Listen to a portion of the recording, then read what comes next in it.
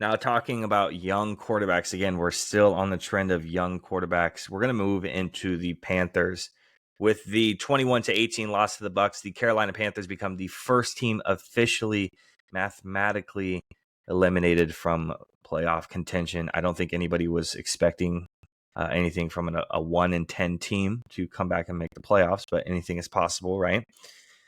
This also marks the worst record through the first 12 games of a season since 2010, when the Panthers finished with a 2-14 record. And then the following year, they take Mr. Cam MVP Newton. That is not happening anytime soon with taking a quarterback. The remaining games are at New Orleans. They're going to be at home versus Atlanta and Green Bay. They're going to be at Jacksonville. And then they're going to round it out with at home versus Tampa Bay. This team's bad, man. 29th in offense, 30th in passing offense, 26th in rushing offense, 7th in penalties. So not only are they bad, they're undisciplined. 16th in turnover percentage, 5th in average plays per drive. So average plays per drive, they are 5th. 5th most average plays per drive, but they are second worst. They are 30th in average yards per drive. So average plays is 5th. 30th is how many yards they gain per drive. And then they get the second worst starting average field position per drive as well. Flip side of the ball, defense, we got to show some love because we've been talking about offense all day. 30th in defense, but 4th in passing defense, which I thought was pretty interesting. 23rd in rushing defense, 31st in scoring defense. Again, a bad team. Just like you said earlier, no weapons on offense, no weapons at running back. Miles Sanders is there, and I think he's decent, but obviously trading away a guy like Christian McCaffrey is going to hurt a young quarterback's development. The offensive line is not good, and that's putting it lightly. The defense is not good. This team needs a full overhaul, and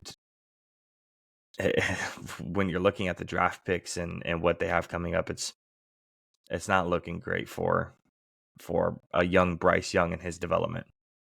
No, and I'm a big fan of the PFF grades because they go down and they individually grade every single play, and Bryce is hated by PFF. PFF loves Mac Jones. They love basically every quarterback in the NFL more than they love Bryce Young. I know it's not the end-all be-all of everything, but and I think you and me last year when we were doing our rankings and looking at the draft, I think we probably both had Bryce Young rated as number one because we just knew that Definitely he was going number one as opposed to looking at the talent. I didn't see CJ Stroud lighting the world on fire like he has. I thought he'd be talented, and I'm a believer again when it comes down to, what I say, when the talent is equal, I think the coaching wins, and I think the Nico over there in Houston, the beast, and I think that the Panthers have done a massive disservice to Bryce Young this year by firing the coach and offensive coordinator halfway through the season.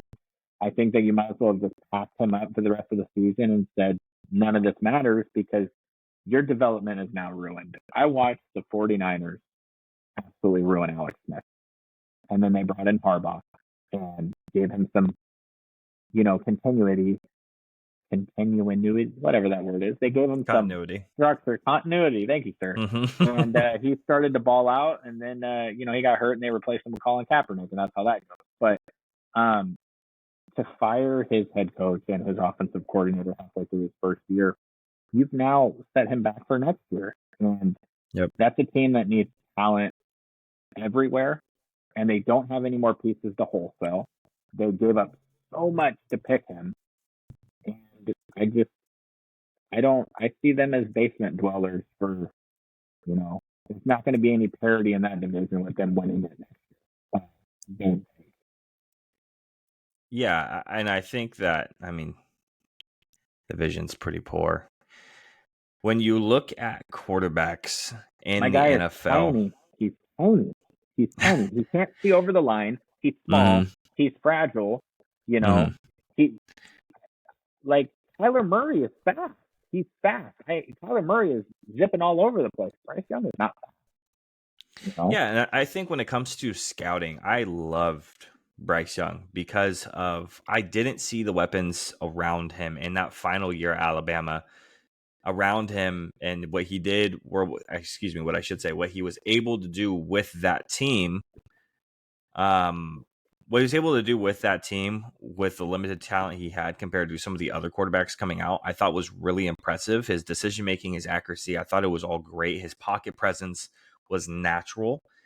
He knew when to step up, he knew when to move, and he knew when to take off, which wasn't very often. He is a very much throw first quarterback. And when it comes to CJ Stroud, no, I did not see him doing what he's doing now because I see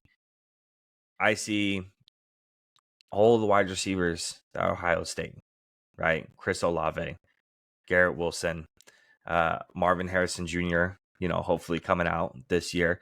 I mean, we have a lot of talented guys coming out of Ohio State. And just in general, look at the offensive linemen who are coming out of that school as well.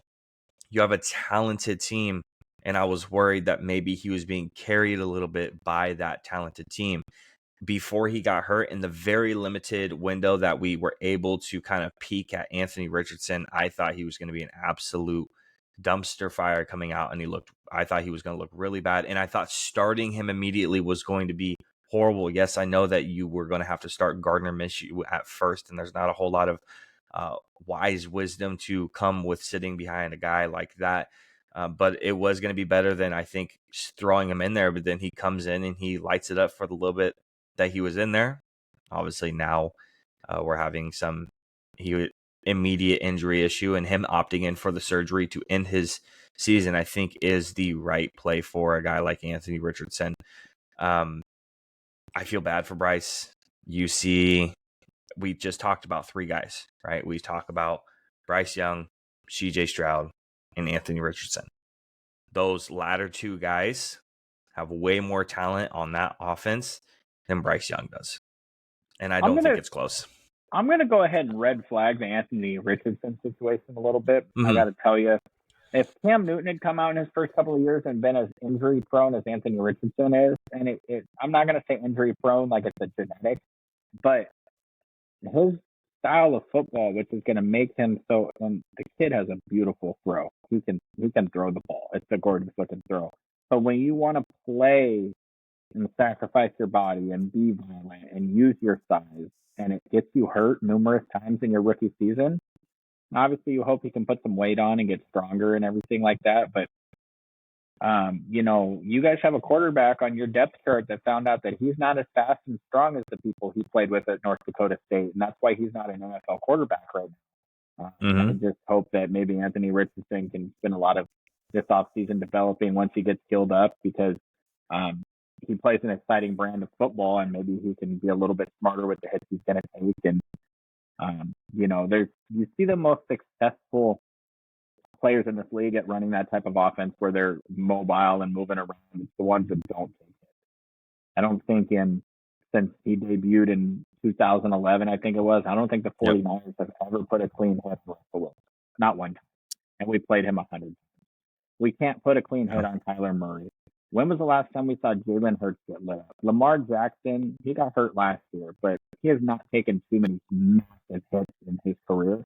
Those quarterbacks play smart. They play quick. They get down. Anthony Richardson needs to learn that he's not a bowling ball. And hopefully he does, because he looks like he has some promise. And I don't know what the future holds for Jonathan Taylor, but Michael Pittman Jr. over there, they got a little talent there also. And Josh Downs, big fan of Josh Downs. I love that guy.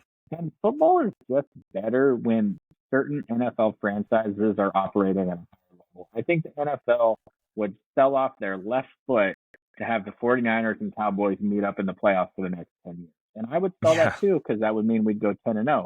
So I would take that every time also. But, when the big time NFL franchises and the Colts, because of the Peyton Manning and the Andrew Luck thing, they're a nationally recognized brand. They getting back to the promised land is good for them, and it's good for the league. So Anthony Richardson, I'm up on. CJ Stroud, every human in the world is up on, except for probably Bryce Young. Bryce Young, we'll see.